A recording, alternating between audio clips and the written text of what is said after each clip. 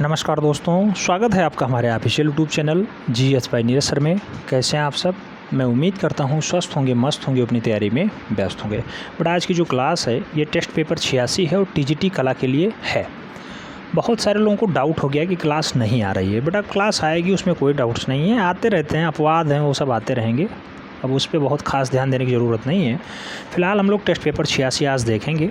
Vacancy आपके सामने है। मैं उम्मीद करता हूँ आप लोगों ने फॉर्म अप्लाई कर दिया होगा। अगर जिनका फॉर्म अप्लाई नहीं हुआ है बेटा, वो लोग फॉर्म अप्लाई कर दें, क्योंकि फॉर्म भरेंगे तभी आप जो है नौकरी पाएंगे। फंडा तो होता ही है। लोग अभी से जो है आलस से ढूंढ रहे हैं, सर वैकेंसी बहुत कम आई है। बेटा 148 आई है, इसमें से आपको केवल और केवल एक पद पे फाइट करना है, ना कि 138 चाहिए।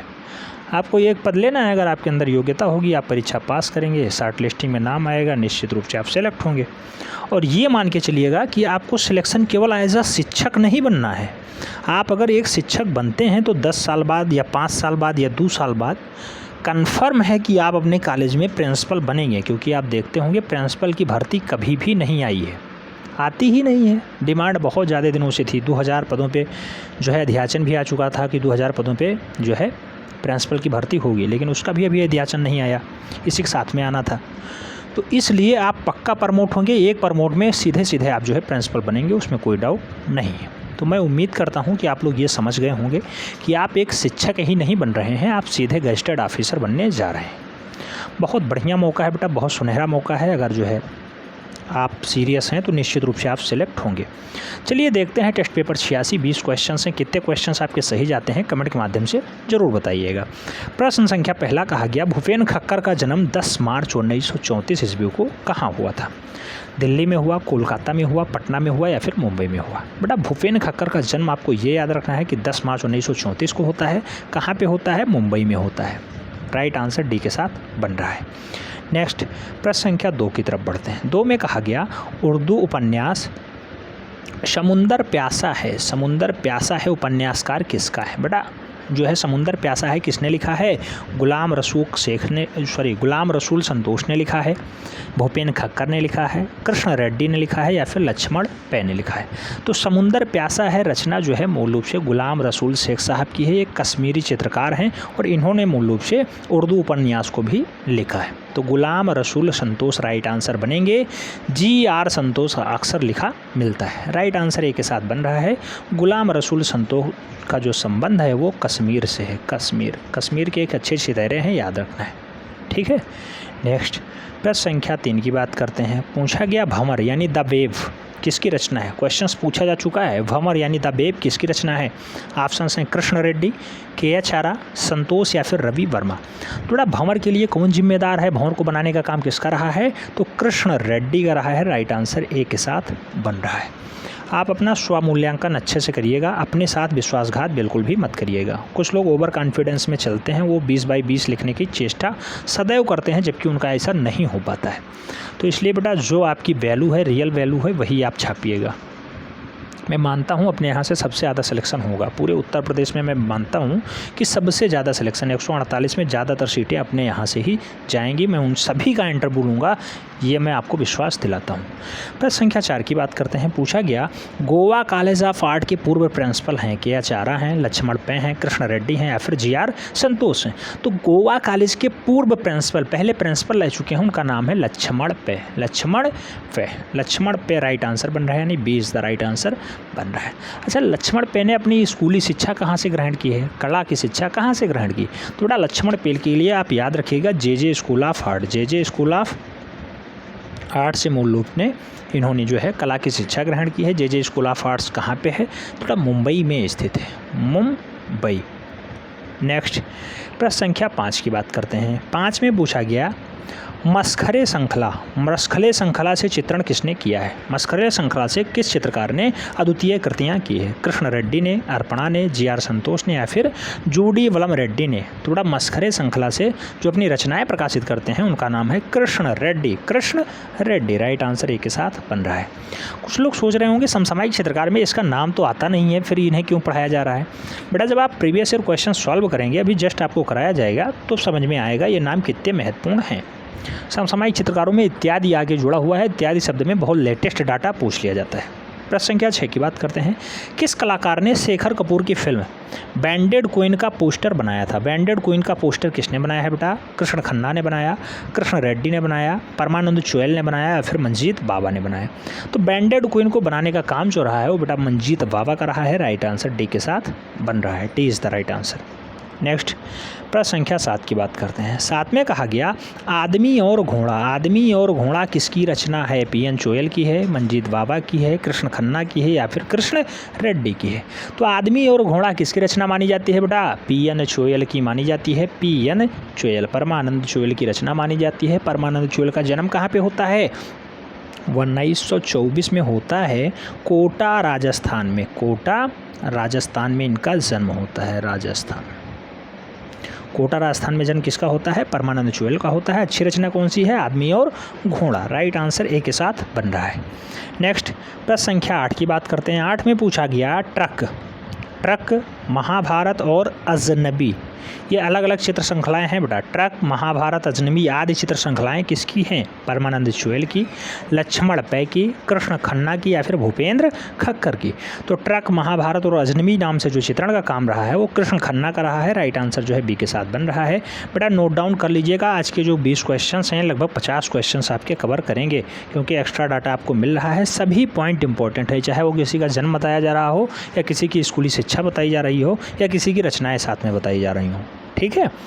प्रश्न संख्या 9 की बात करते। पूछा गया गणेश पाइन का जन्म 9 जून 1937 ईस्वी को कहाँ हुआ? तो गणेश पाइन का जन्म कब होता है? 9 जून 1937 को होता है। कहाँ पे होता है?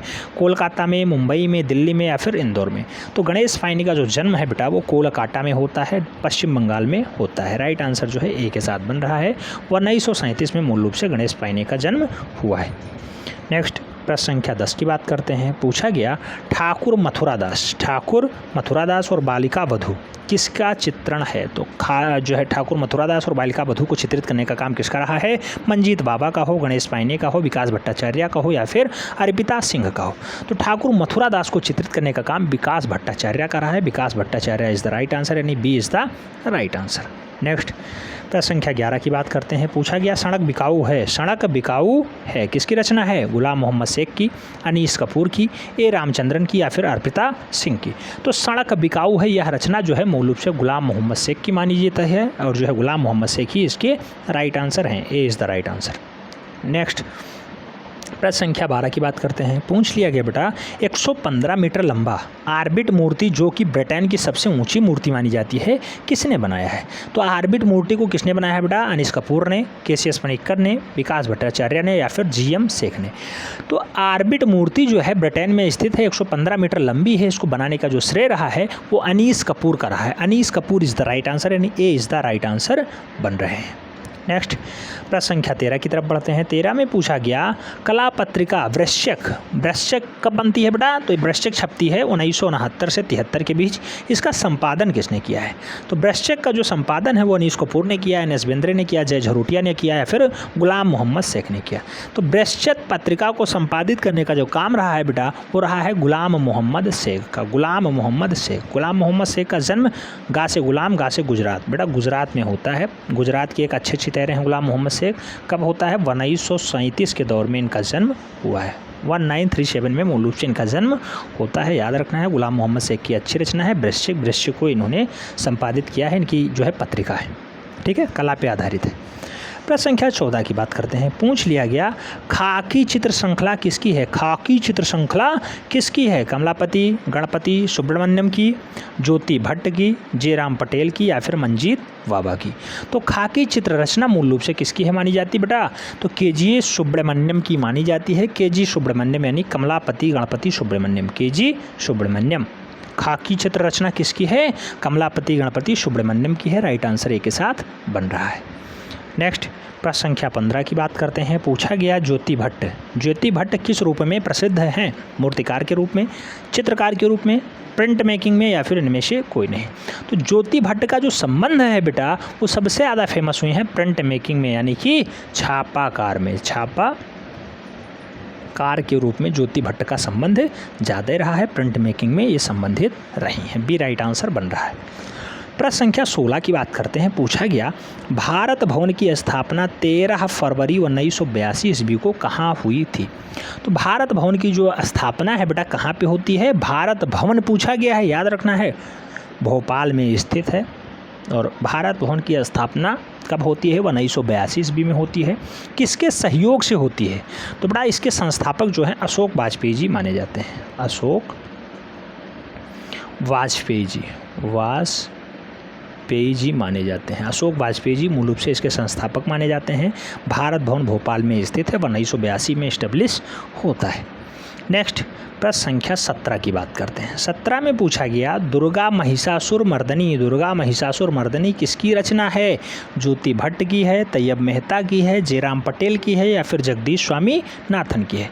तो दुर्गा महिषासुर मर्दनी जो रचना है बेटा ये मूल रूप से तैयब मेहता जी की है। राइट आंसर बी के साथ बन रहा है, B is the right answer. Tayyab Mehta is the right answer. Durga Mahishasur Mardini किसकी रचना है, तैयब मेहता की प्रसिद्ध रचना है।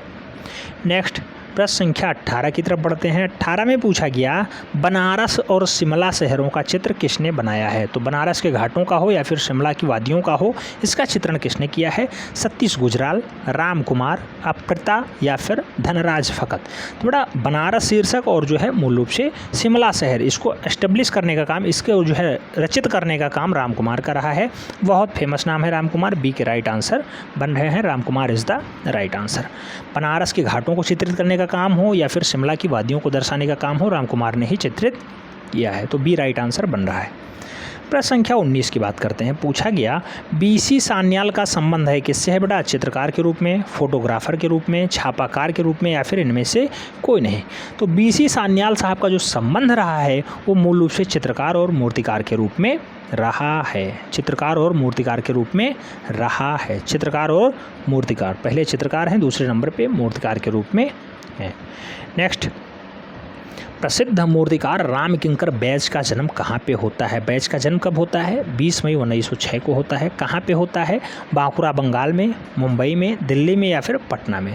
तो बेटा राम किंकर बैज एक फेमस मूर्तिकार हैं। इनका जन्म जो है 20 मई 1906 को बांकुरा बंगाल में होता है। राइट आंसर जो है ए के साथ बन रहा है। तो टेस्ट पेपर 86 आपके लिए कैसा रहा, कितना हेल्पफुल रहा, कमेंट के माध्यम से ज़रूर बताइएगा। उम्मीद करता हूँ यहाँ से आपको कुछ सीखने को मिला होगा। अगर कुछ भी सीखने को मिला है तो वीडियो लाइक कर देना और मित्रों के बीच जरूर शेयर कर देना जो लोग टीजीटी कला की तैयारी कर रहे हैं, जिससे वो लोग भी लाभान्वित हो पाएँ। मिलते हैं नेक्स्ट वीडियो में, तब तक के लिए जय हिंद।